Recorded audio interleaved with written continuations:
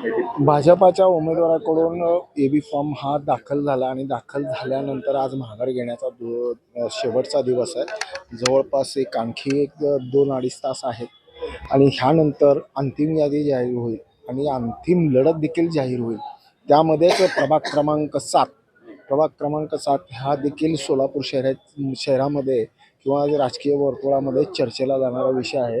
प्रभाग क्रमांक 7 मधून आपल्या मिसेस उभे आहेत, म्हणजे पॅनल कशा पद्धतीचं आहे? भारतीय जनता पक्षाने जो व आमदार विजयकुमार देशमुख मालकांनी जो आमच्यावर विश्वास टाकून पॅनलमध्ये प्रभाग क्रमांक 7 हा हाय व्होल्टेज म्हणते, या बारीला हाय व्होल्टेज होणार नाही।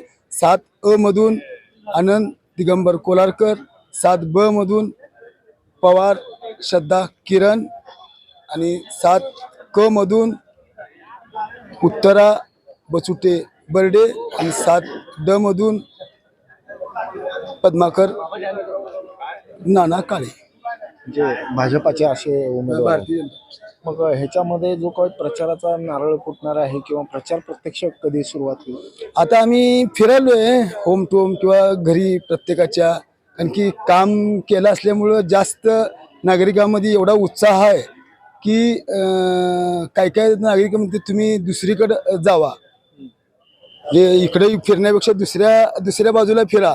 पण ती प्रभाग 2017 ते 22 तोच प्रभाग होता। आता कुठे फिराव तर वसंत विहारला फिराव का कुठे फिराव, प्रत्येकामध्ये उत्साह आहे। आणि त्यातल्या त्यात माझ्यासारख्या सर्वसामान्य एक गिरणी कामगार, माझे आजोबा गिरणी कामगाराच्या नाथसुनाला आमदार विजयकुमार देशमुख यांनी एवढा मोठा विश्वास ठेवला, भारतीय जनता पक्षाने विश्वास ठेवला।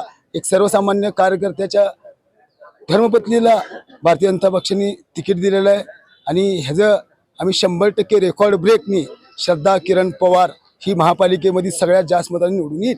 अशी चर्चा होते की किरण पवार यांचं पॅनल किंवा यांच्या असलेल्या त्या गटामधलं बिनविरोध होण्याची शक्यता वर्तवली जात होती।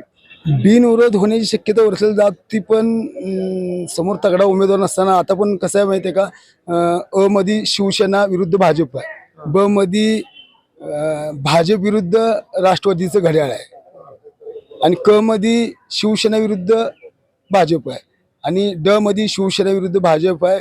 अजून सुद्धा माझ्या विरोधात म्हणजे माझ्या मिसेस श्रद्धा किरण पवारच्या विरोधामध्ये राष्ट्रवादीच्या मनीषाताई कनसे हे लढत कशी असेल? लढत म्हणजे आता ते त्यांनी आता मैत्रीपूर्व लढत म्हणावं लागेल, कारण की आता काम केलेलं आहे ना, आमचं काम बोलतंय, त्यामुळं टेन्शन घ्यायची काय गरज नाही। नक्कीच काम केलेलं आहे, आमचं काम बोलतं आणि एकूणच कामाचा जी काय पावती आहे जनमतातून मिळणारी, ती पावती EVM मध्ये आपल्याला सापडणार आहे आणि ती 16 तारखेला दिसणार आहे। काम बोलत आहे। ब्रेन न्यूज करता यासिन शेखसह नितीन पाटील।